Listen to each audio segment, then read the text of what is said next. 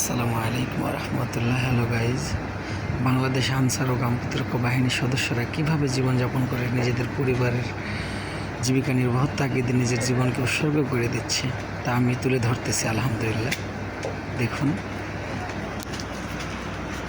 সব আনসার সদস্য তাদের জনজীবনের মান কিভাবে তারা জনজীবন পালন করতেছে, তাদের থাকা যে বেডগুলো দেখুন, চারপাশে যে আনসার সদস্যরা তাদের জীবনের কত কষ্ট করে তাদের এই আজকের অবস্থান ধরে রাখছে।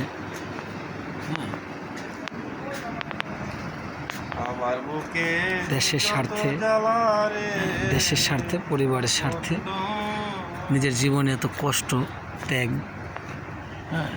কি কষ্ট করে জীবিকা নির্বাহের তাগিদে দেখেন একজন সদস্য বাহিনীর তাদের থাকার পরিবেশ কত নিম্নমানের হইলে পরে তারা এইভাবে জীবন যাপন করতে পারে। তো এনারা বাংলাদেশ আনসার বাহিনীর সদস্য, তারা তাদের জীবিকা নির্বাহের তাগিদে কি জনজীবন তাদের নেই থাকার জায়গা, নেই কোনো বাসস্থান। সদস্য ভাই কর্মে বের হয়ে যাচ্ছে। দেখুন এই যে কত কষ্ট করে, কত ত্যাগের বিনিময়ে তাদের জীবনকে আজকে এই পরিস্থিতির মুখে নিয়ে আসছে বাংলাদেশ আনসার ও গ্রাম প্রতিরক্ষা বাহিনীর সদস্যরা। তাদের এমন একটা পরিস্থিতির মুখে তারা জীবিকা নির্বাহ করে, শুধু পরিবারের মুখে আহার তুলে দেওয়ার জন্যই আজকে তাদের এই ত্যাগ। অনেক কষ্টদায়ক একটি জায়গা, নেই থাকার জায়গা।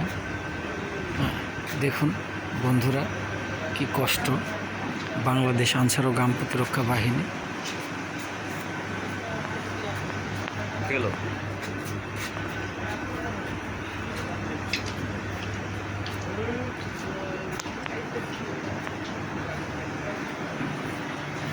এরকম 4টি, 1টি, 5টি, এরকম 5টি রুম আছে, এরকম 5টি 6টি রুম আছে। 6টি রুমে এরকম প্রত্যেকটা রুমে এভাবেই আছে আনসার সদস্যরা। তাদের থাকার বাসস্থান এমন পর্যায়ে হয়ে আছে। দেখুন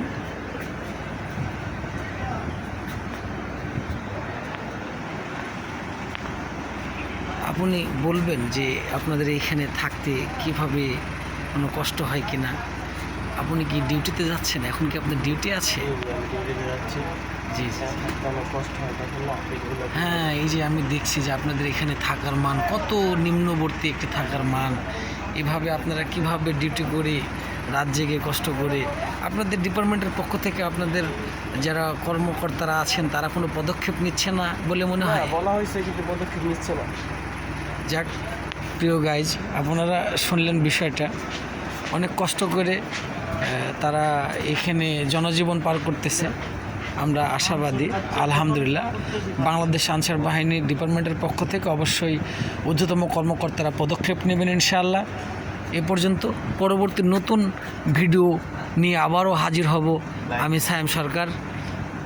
আসসালামু আলাইকুম রহমতুল্লাহ।